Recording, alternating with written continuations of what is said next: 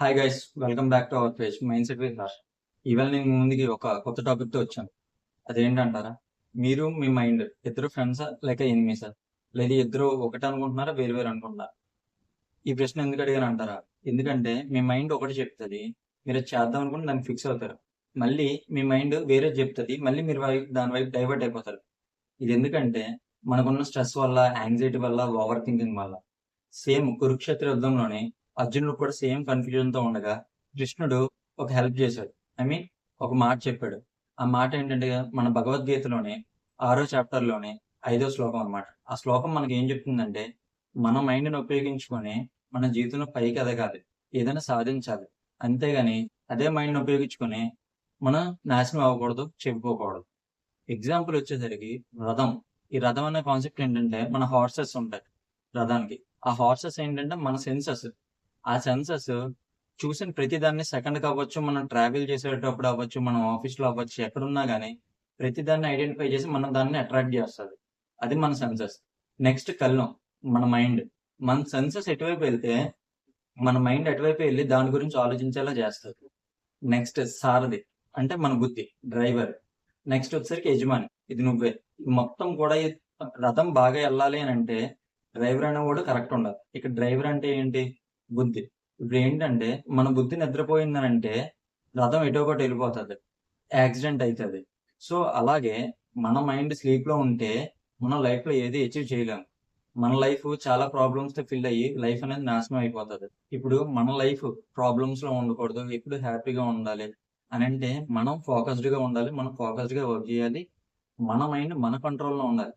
నువ్వు కానీ నీ మైండ్ కంట్రోల్లోకి వెళ్ళావా, నీ లైఫ్ అనేది నాశనం అయింది. నీ లైఫ్ నాశనం అవ్వకుండా ఉండాలంటే నీ మైండే నీ కంట్రోల్లో ఉండాలి.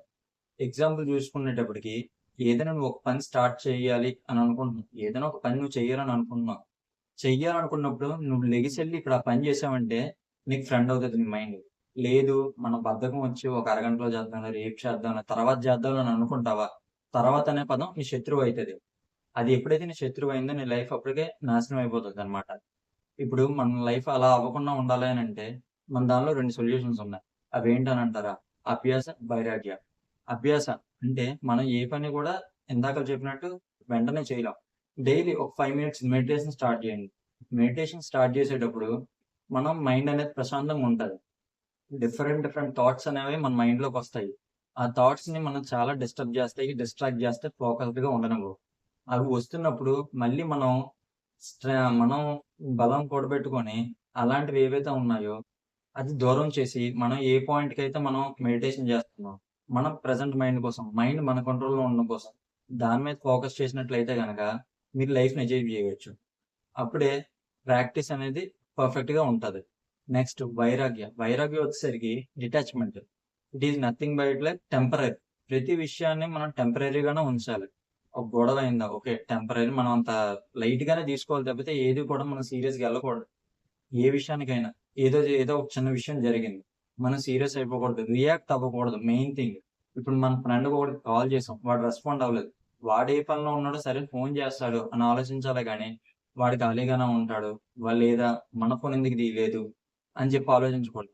స్టూడెంట్స్ వచ్చేసరికి ఎగ్జామ్‌కి వెళ్తున్నప్పుడు అదే ఇప్పుడు వెళ్తాను, ఏంటి టెన్షన్ గా ఉన్నది అని టెన్షన్ ఫీల్ అయినా, జాబ్ చేసేవాడు లే ఆఫ్స్ అవుతున్నాయి, బయట నా సిచ్యువేషన్ బాలేదు, మనం బయటికి ఇప్పుడు జాబ్ మానేసి వెళ్తే మన లైఫ్ ఏమవుతుందని ఎప్పుడు నెగెటివ్ థింకింగ్ ఆలోచించకూడదు.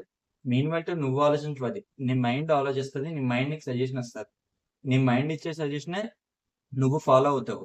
ఇదంతా ఎప్పుడు జరుగుతుందంటే నీ మైండ్ నీ కంట్రోల్‌లో లేనప్పుడు మాత్రమే ఇది జరుగుతది. అది జరగాలంటే నీ మైండ్‌ని నువ్వు కంట్రోల్‌లో పెట్టుకోవడం నేర్చుకోవాలి.